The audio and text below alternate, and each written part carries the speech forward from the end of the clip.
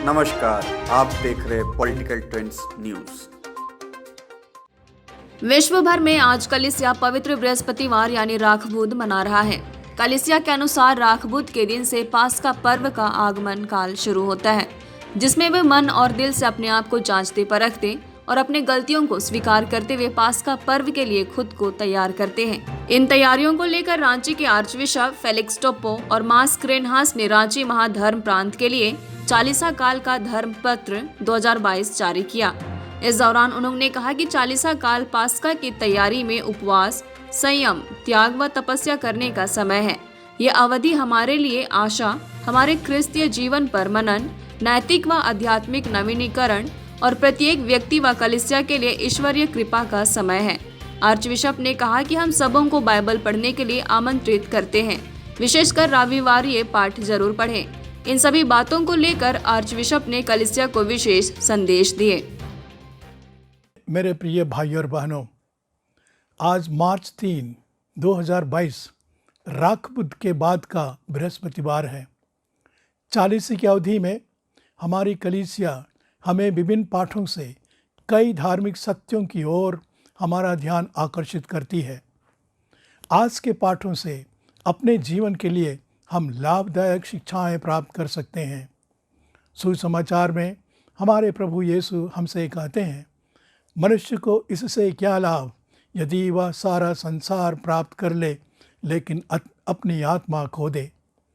दरअसल इस संसार में मनुष्य के जीवन का एकमात्र लक्ष्य है कि वह ईश्वर को प्रेम करे और उसकी सेवा करे और इस तरह अपनी आत्मा के लिए मुक्ति प्राप्त करे। और कोई दूसरा लक्ष्य नहीं है। ईश्वर ने हम में से प्रत्येक के लिए वरदान स्वरूप अनंत आत्मा दी है और यह ईश्वर की दृष्टि में मूल्यवान है। इसी की मुक्ति के लिए, इसे स्वर्ग में ले जाने के लिए हमारे प्रभु यीशु ने बहुत दुख उठाया।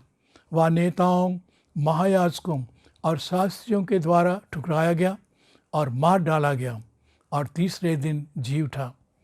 इस तरह हमारे प्रभु ने पाप पर विजय पाकर हमारी आत्मा को स्वर्ग जाने के लायक बनाया। लेकिन अपने को और अपनी आत्मा को स्वर्ग में पहुंचाने के लिए मनुष्य को सांसारिक मोह माया को त्यागना पड़ता है। आदि पाप के कलंक के कारण मनुष्य स्वभावतः धन संपत्ति, मान मर्यादा और अधिकार अहंकार की ओर इतना अधिक आकर्षित होता है कि उसे जीवन और मरण और भलाई और बुराई में अंतर ही नहीं दिखता है। उसकी मति मारी जाती है, वह अपना विवेक खो बैठता है। इसलिए आज के पहले पाठ में इस्राएलियों को ईश्वर की आज्ञाओं, विधियों और नियमों को देते हुए मूसा कहता है, आज मैं तुम लोगों के सामने जीवन और मरण, भलाई और बुराई दोनों रख रहा हूँ। वास्तव में ये आज्ञाएं, विधियाँ और नियम मनुष्य के लिए अनंत जीवन और अनंत भलाई है। जो इनका पालन करेगा उसे ईश्वर आशीर्वाद प्रदान करेगा। जो इनका पालन नहीं करेगा वह बुराई के पंख में फंसकर मृत्यु में नष्ट हो जाएगा। प्रिय भाइयों और बहनों, आज हम ईश्वर को धन्यवाद दें कि उसने अपनी अनुकंपा और करुणा में हमारी अनंत मुक्ति के लिए अपने इकलौते पुत्र को इस धरती पर भेजा, जिसने मानव जाति के पापों की क्षमा के लिए अपने को क्रूस पर बलिदान चढ़ाया, हमें पाप से मुक्ति देकर स्वर्ग के लायक बनाया। अब हमारा कर्तव्य है कि हम बुराई और आत्मिक मृत्यु से बचने के लिए और भलाई और अनंत जीवन को प्राप्त करने के लिए ईश्वर की आज्ञाओं, विधियों और नियमों का पालन करें।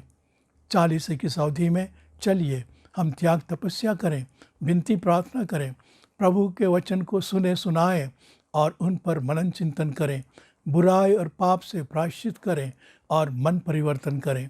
हम प्रभु यीशु के वचन को याद करें। वह कहते हैं, जो मेरा अनुसरण करना चाहता है वह आत्मत्याग करे और प्रतिदिन अपना क्रूस उठाकर मेरा अनुसरण करे। ईश्वर की कृपा आप सबों पर बनी रहे।